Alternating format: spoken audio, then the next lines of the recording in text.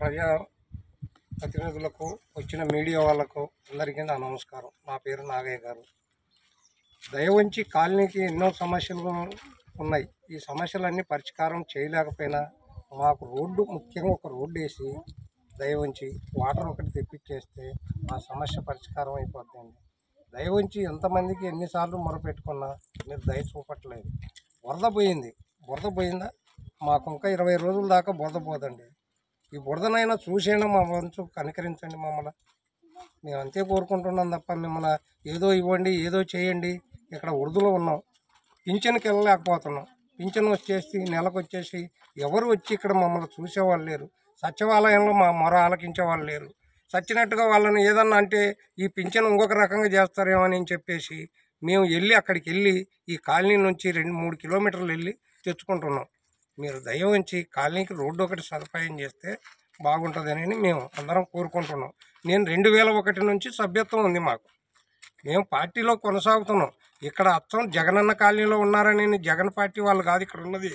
TDP party వాళ్ళు ఉన్నారు, CPM వాళ్ళు ఉన్నారు, కాంగ్రెస్ వాళ్ళు ఉన్నారు, వైఎస్ఆర్ వాళ్ళు అందరూ ఉంటారు. గ్రామం అన్నాక, కాలనీ అన్నాక అందరూ ఉంటారు సార్. మీరు అందరిని పట్టించుకొని దగ్గరికి తీస్తే రేపు మళ్ళీ మనం రాబోయే ప్రభుత్వానికి మళ్ళీ గెలవటానికి ఆస్కారం ఉంటుంది. ఎన్టీ రామారావు గారు పింఛను ఉర్దులో కనిపెట్టాడు.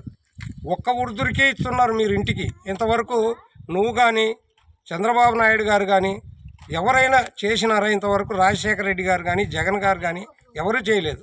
అదే ఎన్టీఆర్ ఇచ్చిన పింఛనే కొనసాగిస్తున్నారు. మీరు ఉర్దులకు 65 సంవత్సరాలు వచ్చినా, 70 సంవత్సరాలు వచ్చినా వాళ్ళకు లేదు, పింఛన్ లేదు.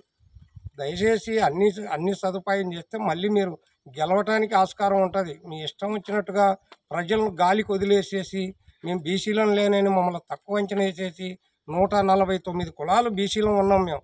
ఇక్కడ ఉన్నది కూడా అంతా లేవరం. ఈ లేవరం ఇబ్బంది పడుతుంటే ఉన్నవాళ్ళు వచ్చేసి 4 ప్లాట్లు 5 ప్లాట్లు కొని అట్లా బేస్మటాలు వేసి అట్టి పెట్టుకొని వాళ్ళు ఉన్నారు.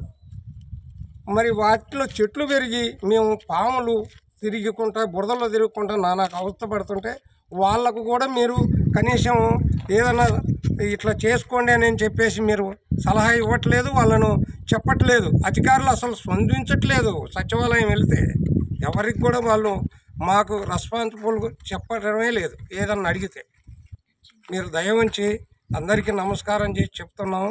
ఈ విషయంలో మీరు రోడ్డు, మంచినీరు ఇవ్వండి. మేము ఏం అడగాల్సిన పని లేదు. మాకు మీరు ఏం సాయం చేయాల్సిన అవసరం లేదు. మా తెలుగుదేశం పార్టీ అని మేము గౌరవంగా చెప్పుకోవాలంటే మీరు ఖచ్చితంగా రోడ్డు వేయాలి.